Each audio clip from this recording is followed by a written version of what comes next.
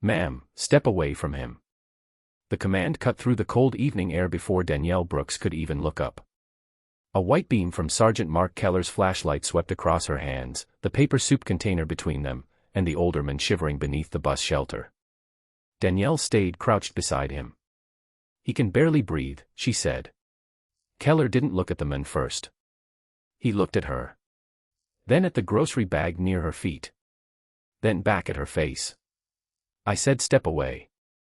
Behind him, the patrol car idled at the curb, red and blue light sliding across wet pavement and empty storefront windows. Officer Ryan Cole stood near the passenger door, watching without speaking. Danielle could feel the heat escaping through the thin knees of her work pants as the concrete pressed against them. The homeless man's fingers trembled around the cup she had given him. His name was Walt. That was almost all she knew. 10 minutes earlier, he had been sitting alone beneath the shelter with his shoulders folded inward against the January cold. Now 2 police officers were questioning her as though stopping had been the suspicious part. What exactly did you give him? Keller asked. Soup. Coffee. A pair of gloves. You know this man? I met him tonight. Keller's eyebrows lifted slightly. It wasn't surprise. It was something colder, something that made Danielle understand that every answer she gave was being placed into a story he had already written. Walt coughed beside her, a dry, strained sound that made Danielle turn immediately. Sir, can you hear me? His eyes opened halfway. I'm fine, he whispered, though nothing about him looked fine. His cheeks were pale beneath several days of gray stubble, and his breathing came in shallow, uneven pulls. Danielle reached toward the scarf around her neck. Keller moved closer. Keep your hands where I can see them. Danielle froze.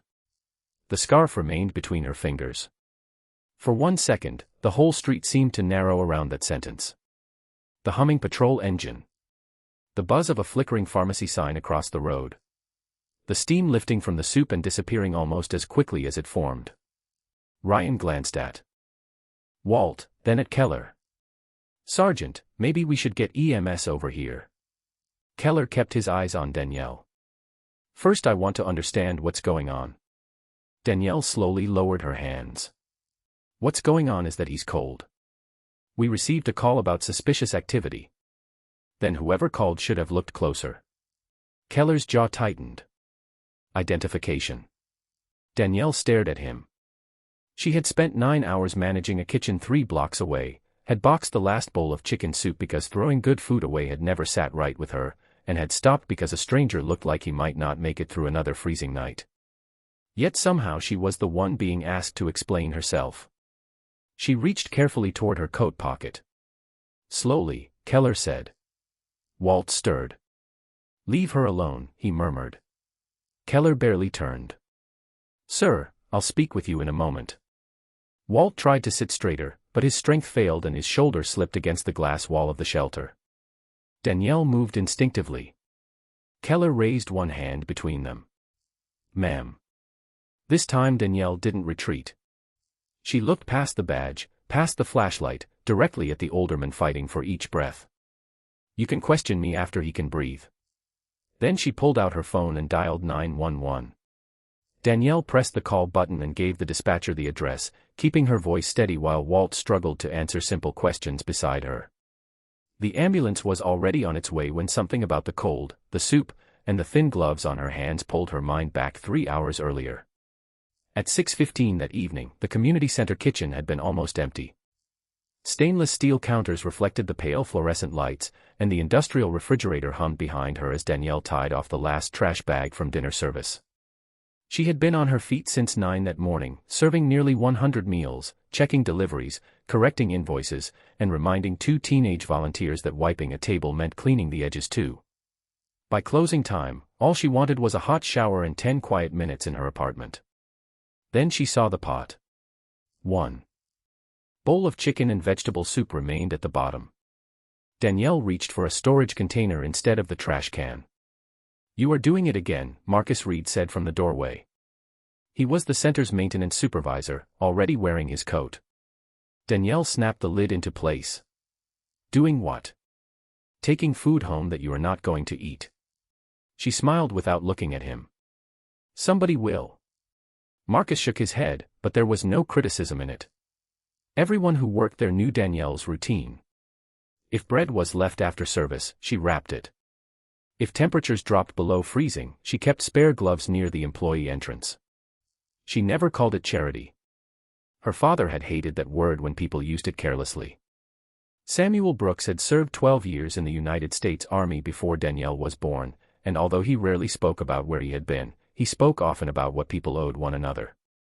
Never ask whether kindness will come back to you, he had told her when she was 14. That turns kindness into a transaction. Danielle had remembered it long after his voice was gone. At 6:40, she locked the kitchen door and stepped into the January air.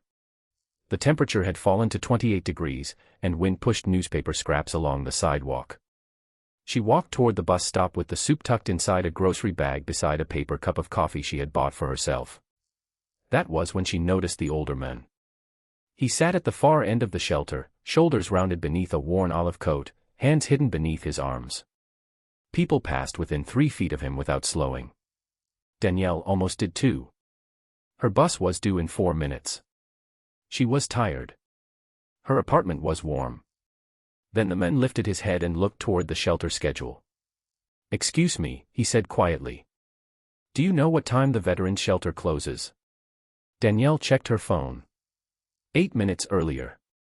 She looked at him again. "You a veteran?" He hesitated before nodding once. "Long time ago." There was something in the way he said it that made the years sound heavier than the words.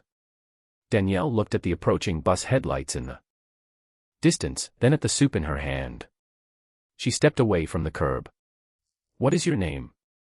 The man studied her as if no one had asked him that in a while. "Walter," he said. "Walter Hayes." Danielle handed him the warm container.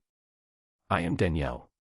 The bus arrived, opened its doors, and pulled away without her.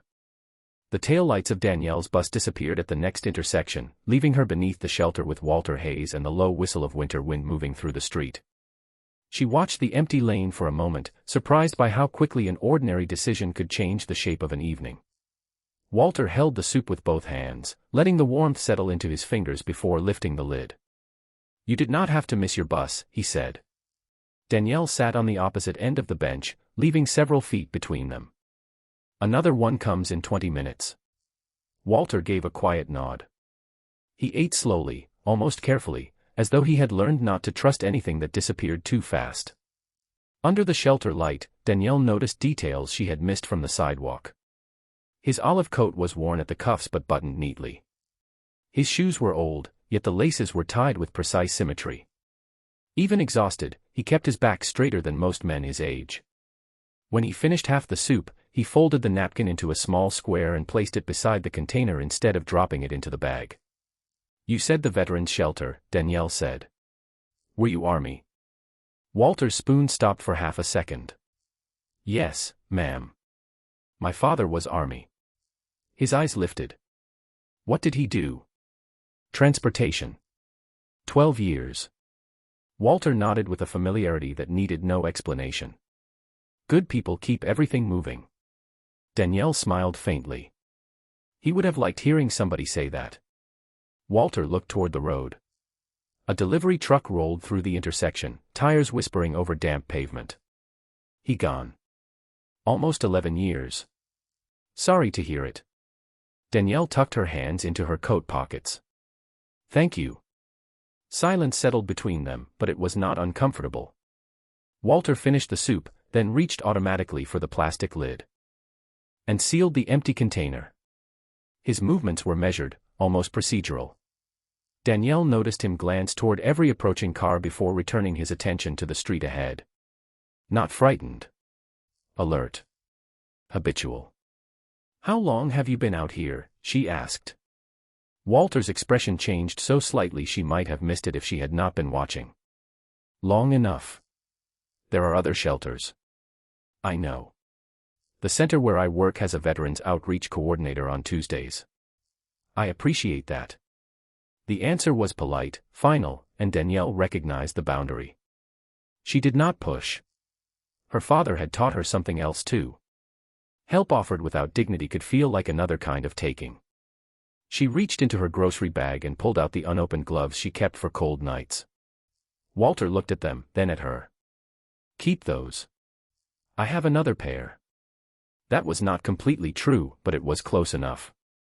He accepted them with a small nod. "Thank you, Danielle." He remembered her name. For reasons she could not explain, that mattered. The next bus was still 11 minutes away when a woman walking a small terrier slowed near the shelter, glanced at Walter, then at Danielle, and quickly crossed to the other side of the street. Walter noticed. He said nothing. Danielle noticed that too. A minute later, headlights turned onto the block. Not a bus. A patrol car. It slowed as it approached them, then rolled to the curb. Walter lowered his eyes toward the empty soup container. Danielle felt something tighten quietly in her chest. The vehicle stopped. The driver's door opened, and a tall white officer stepped into the cold, one hand resting near the radio clipped to his uniform. Another younger officer emerged from the passenger side. The older officer looked past Walter first and fixed his attention on Danielle. "Evening," he said. His tone was calm, but his gaze moved immediately to the grocery bag at her feet. "We got a call about something going on over here." Danielle looked at Walter. Walter looked at the ground. And before either of them could answer, the officer reached for his flashlight. The flashlight beam settled on the grocery bag, then moved across Danielle's coat before stopping at her face. Sergeant Mark Keller stood a few feet from the shelter, broad-shouldered beneath his dark winter jacket, his expression controlled in the way of someone accustomed to being answered quickly.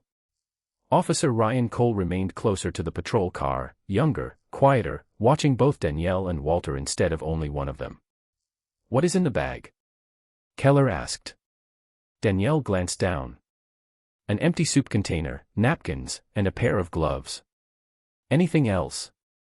"No." Keller shifted the flashlight toward Walter. The older man raised one hand against the glare. "Sir, keep your hands visible," Keller said. Danielle felt her shoulders tighten. Walter had done nothing except sit beneath a bus shelter and finish a meal. "He is not causing any trouble," she said. Keller turned back to her. "I did not ask you." The words were quiet, but they landed harder because of it. Ryan looked toward Keller, then stepped closer to Walter. "Sir, are you feeling all right?" Walter nodded automatically. "I am fine." Danielle heard the weakness in his voice. Ryan seemed to hear it too. Keller did not let the question breathe. "Ma'am, what are you doing out here with him?" Danielle stared at him for a moment. "Sitting." "You know what I mean." "Then ask what you mean." A gust pushed through the shelter, rattling the plastic advertisement panel behind Walter. He pulled his coat tighter. Keller exhaled slowly through his nose. "We received a call from someone in the area about suspicious activity. 2 people exchanging items near the bus stop. We are checking it out." Danielle looked toward the apartment building across the street. Several windows were lit. A curtain shifted on the second floor. Someone had watched her hand an older man's soup and gloves, then decided that required police attention. "There was no exchange," she said. "I gave him dinner." "And you do not know him?" "Not before tonight." Keller's eyes narrowed slightly. "You regularly approach strangers after dark?" Danielle almost laughed, but nothing about the moment felt funny. "I regularly notice people who are cold." Ryan lowered his flashlight toward the pavement. "Sergeant, the container is empty. Looks like food to me." Keller did not respond to him. Instead, he looked at Walter. "What did she give you?" Walter lifted the soup container. "Food." "Anything else?" "Gloves." "Money." "No, medication." Danielle's head turned sharply. "Why would you ask him that?" Keller faced her again. "Because I am trying to understand the situation." "He already told you." The street went quiet except for the idle of the patrol car.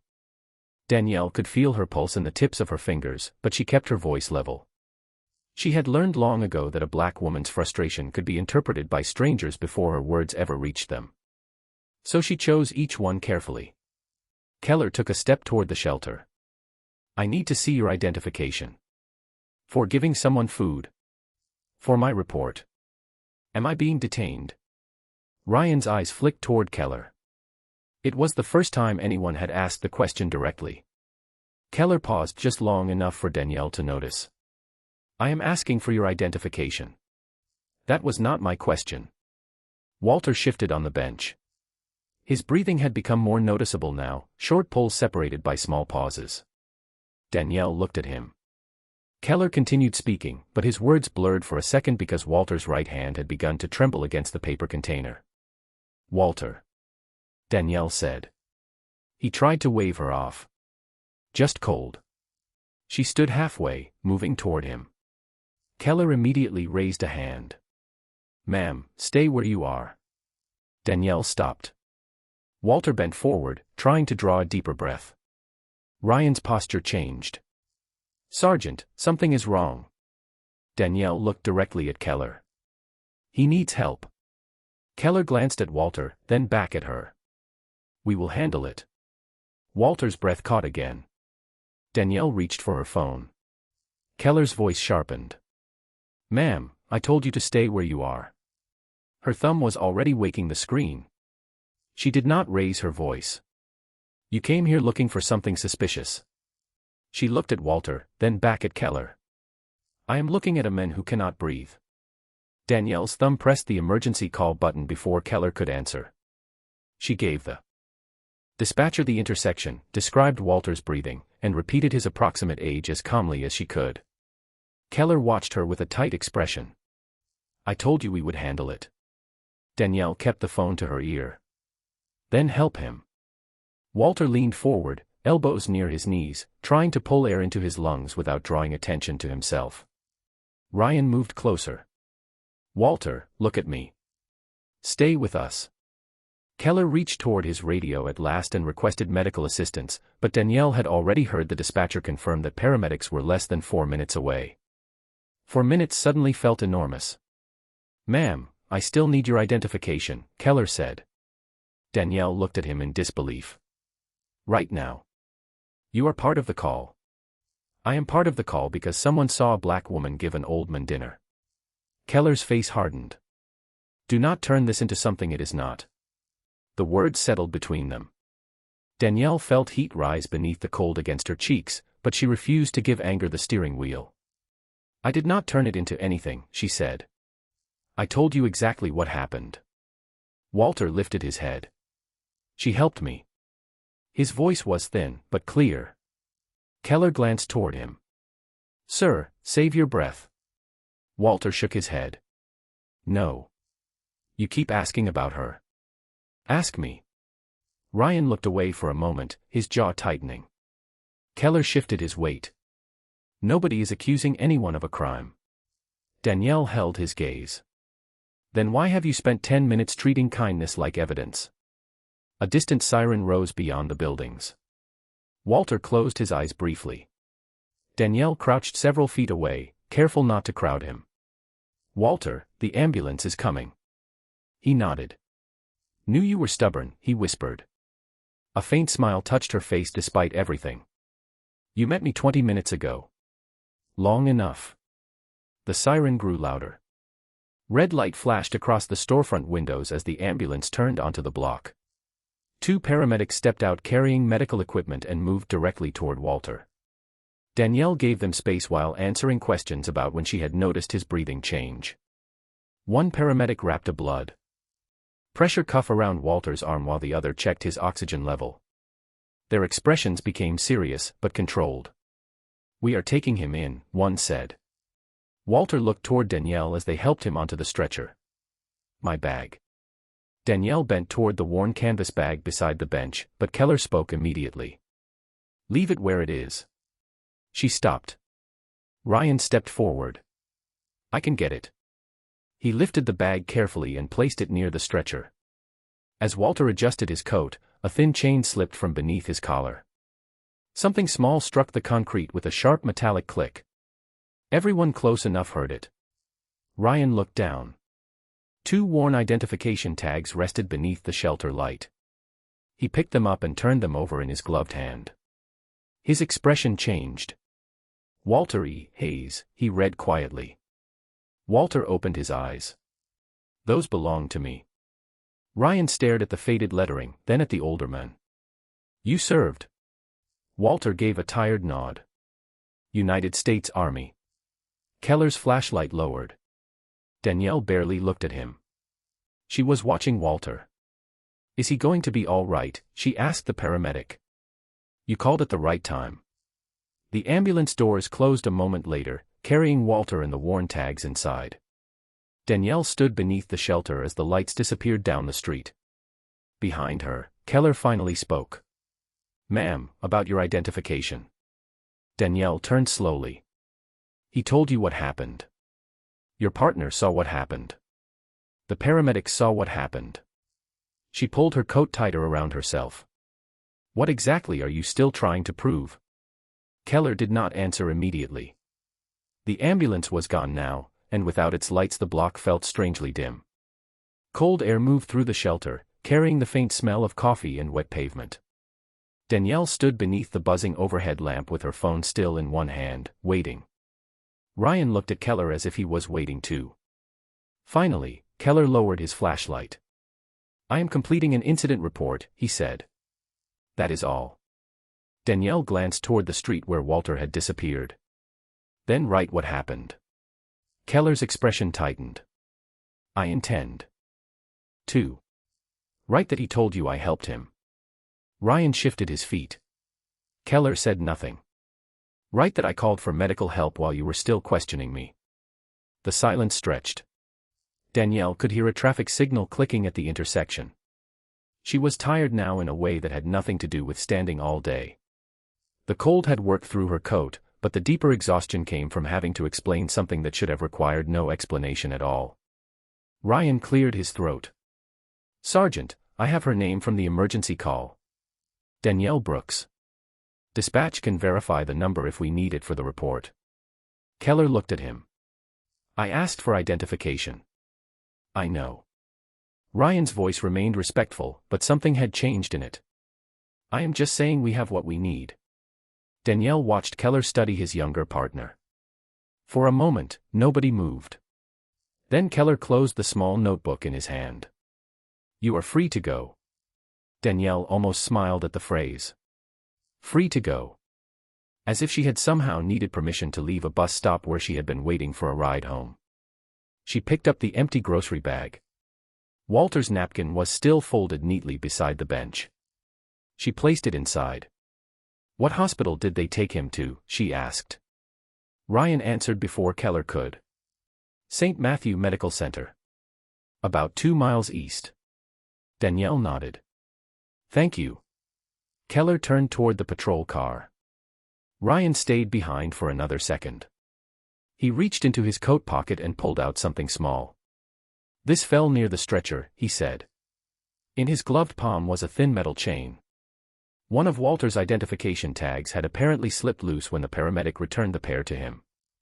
Danielle stared at the worn rectangle of metal. The lettering was scratched from years of use, but Walter's name remained visible. Walter E. Hayes. Ryan turned it over carefully. Beneath the name was information Danielle did not fully understand, followed by a line identifying his blood type.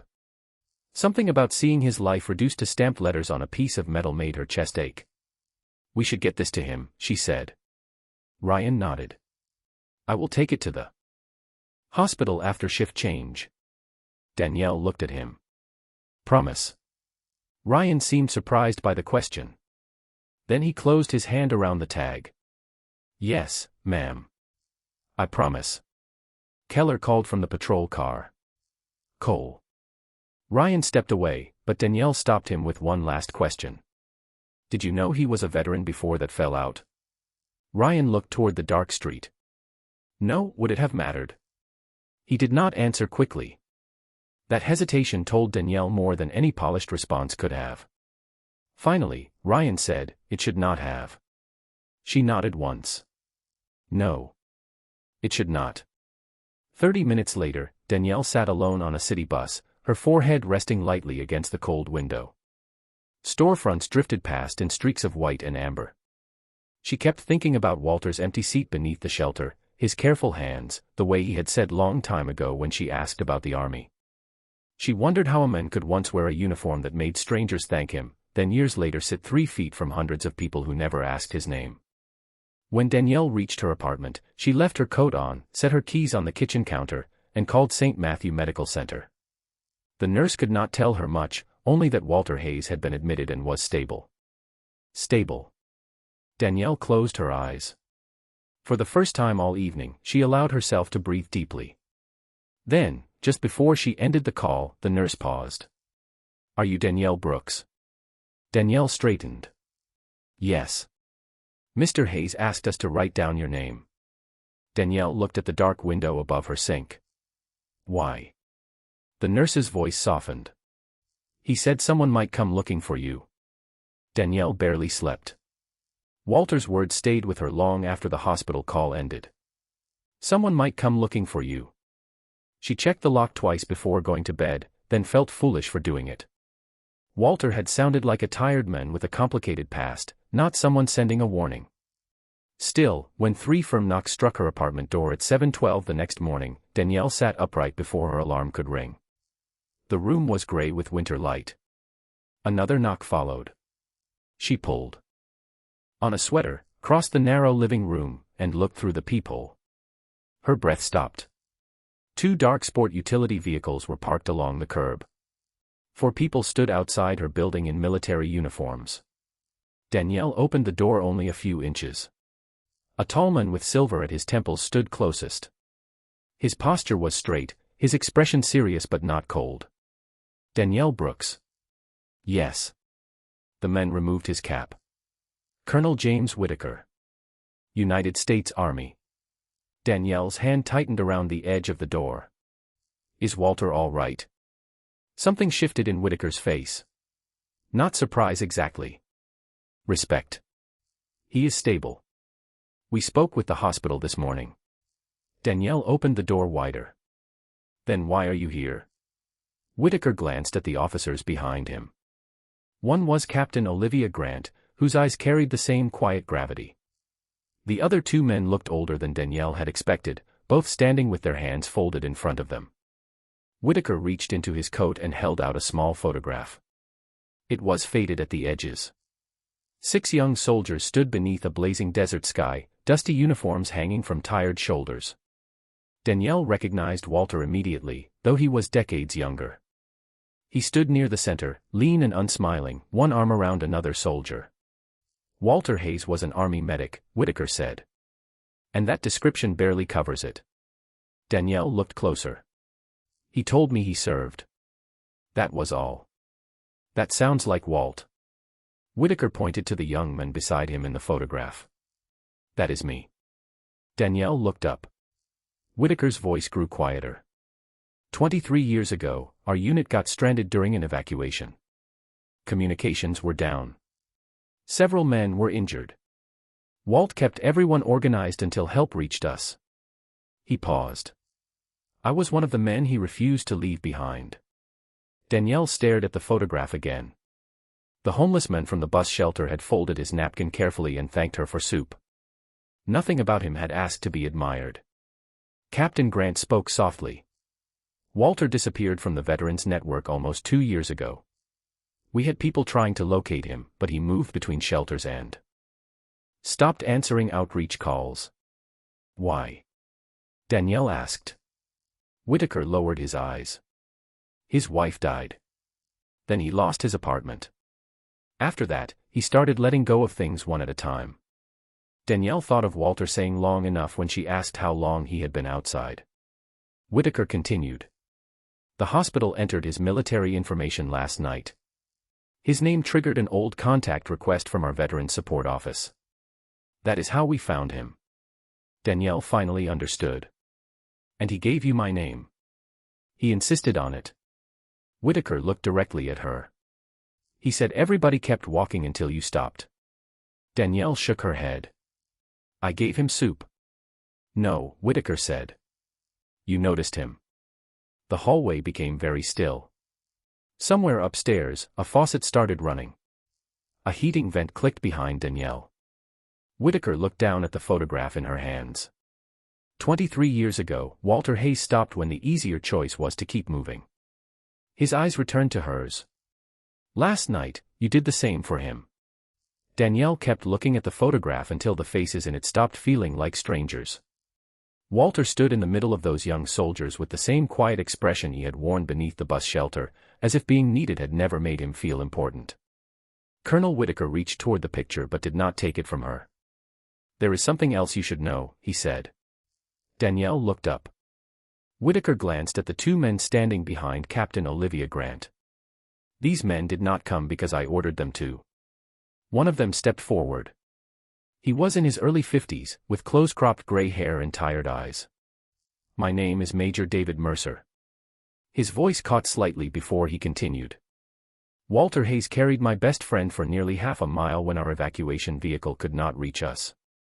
Then he came back for me." Danielle lowered the photograph. The second officer stepped closer. "My father was in that unit," he said. "Lieutenant Colonel Aaron Price. Walt kept him alive long enough to get home." Danielle looked from one uniform to another. Suddenly the hallway felt too small for everything she was hearing. Whitaker spoke again. "Most people remember soldiers when they are young, strong, and standing in formation. They do not always recognize them 20 years later when life has taken everything recognizable away." Danielle thought of Walter sitting beneath fluorescent light, carefully folding a napkin beside an empty soup container. "He never told me any of this." "He would not," Mercer said. "That is Walt." Captain Grant opened a folder she carried beneath one arm. "We have already contacted the hospital social worker. When Walter is discharged, he will have temporary housing, medical follow-up, and a case manager through our Veterans Network. We are also working on restoring the benefits he stopped using." Danielle exhaled slowly. "Good." Whitaker studied her. "That is all you have to say?" "What do you want me to say?" "Most people would ask whether there was some reward." Danielle almost smiled. "Then you came to the wrong apartment." For the first time, Whitaker smiled too. It was brief, but genuine. Walter said something similar. He reached into his coat and removed a small envelope. Danielle immediately shook her head. "If that is money, no. It is not." Inside was a handwritten note from Walter. The letters were uneven but careful. Danielle read the first line and stopped. "Thank you for seeing me before you knew anything worth knowing about me." Her throat tightened. She read it again. Whitaker looked toward the floor, giving her the dignity of privacy without leaving. Danielle folded the note carefully and held it against her palm. "When can I see him?" "This afternoon, if the hospital clears visitors." Before she could answer, footsteps sounded from the stairwell. A man in a dark police uniform appeared at the landing. Danielle recognized him immediately. Officer Ryan Cole. He stopped when he saw the military officers outside her door. For a second, surprise crossed his face. Then he removed his cap. "Miss Brooks." Danielle's expression changed. "What are you doing here?" Ryan held up a small evidence envelope. Inside was Walter's missing identification tag. "I promised I would return this." Whitaker's eyes fixed on the tag. Ryan noticed. "You know him?" "Very well," Whitaker said. Ryan swallowed and stepped closer. "Then there is something you should know." Danielle watched his hands tighten around the envelope. "I reviewed my body camera footage after my shift.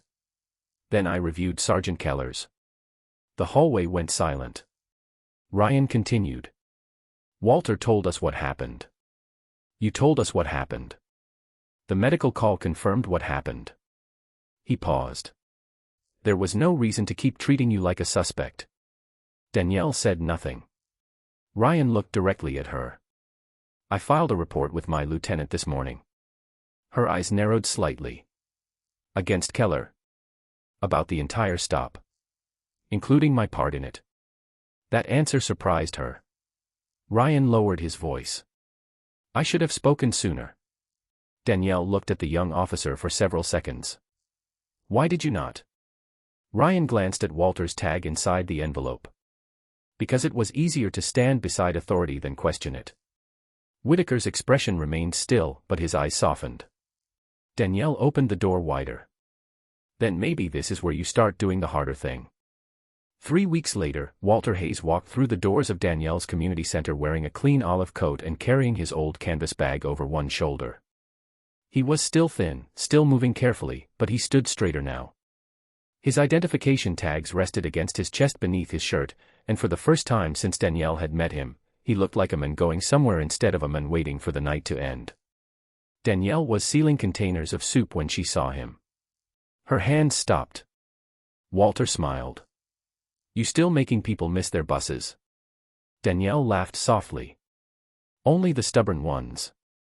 Colonel James Whitaker entered behind him with Captain Olivia Grant. Walter had accepted temporary housing through the Veterans Program, resumed medical care, and agreed to work with a counselor and case manager. Nobody pretended 3 weeks could repair 2 years of isolation. But he had a key in his pocket now. A real key. His own door. That mattered. Danielle walked around the counter and handed him a container. For later. Walter looked at it, then at her. Somebody will need it. Exactly. Before he could answer, the front door opened again. Officer Ryan Cole stepped inside wearing civilian clothes. Beside him was Sergeant Mark Keller. Danielle's smile disappeared. Keller looked different without the confidence of the street behind him. The department had reviewed the body camera recordings after Ryan filed his report. Keller had been removed from patrol pending the review, required to complete additional training, and assigned community engagement work while the department examined his conduct. Ryan had received counseling too, because remaining silent when something felt wrong had become part of the review. Keller approached slowly. Miss Brooks. Danielle waited. I came to apologize. He looked toward Walter, then back at her. I decided what I thought was happening before I listened to either of you. I kept looking for a threat after both of you had already told me there was none. Danielle crossed her arms. Keller swallowed. You were helping him. I treated your kindness like something suspicious. The room remained quiet. No applause. No dramatic interruption. Just the refrigerator humming behind the counter and spoons touching bowls across the dining room. Danielle studied him. Do you know what bothered me most? Keller shook his head. You kept asking questions about me while the man sitting beside me was telling you the answer. Keller lowered his eyes. Danielle picked up a bowl, filled it with soup, and placed it on the table between them. Then she pulled out a chair. Sit. Keller looked confused. Ma'am. You wanted answers that night. She nodded toward the chair. Start by listening. Keller sat. Walter took the chair beside him. For the next 20 minutes, Walter spoke about coming home from the army, losing his wife, missing rent, avoiding old friends because shame had become easier than explaining himself, and slowly becoming invisible in a city full of people. Keller said almost nothing. That was the point. Near the doorway, Whitaker watched silently. Ryan stood beside him. Danielle returned to the kitchen and packed another meal into a paper bag. Her father's words came back to her as clearly as if Samuel Brooks were standing beside the stove. Never ask whether kindness will come back to you. She finally understood the deeper reason. Kindness was not valuable because Walter had once been a soldier. It was not valuable because officers later came to her door. It was not valuable because Keller eventually apologized. Walter had deserved warmth before anyone knew his history. Danielle placed the extra meal beside the door for whoever might need it next. Across the room, Keller listened while Walter spoke. Steam rose between them from the bowl of soup, softening into the winter light. Sometimes justice begins with consequences. Sometimes redemption begins when someone finally becomes quiet enough to hear the person in front of them. And maybe the hardest question is also the simplest one. If you had been standing at that bus stop that night, would you have kept walking, or would you have stopped?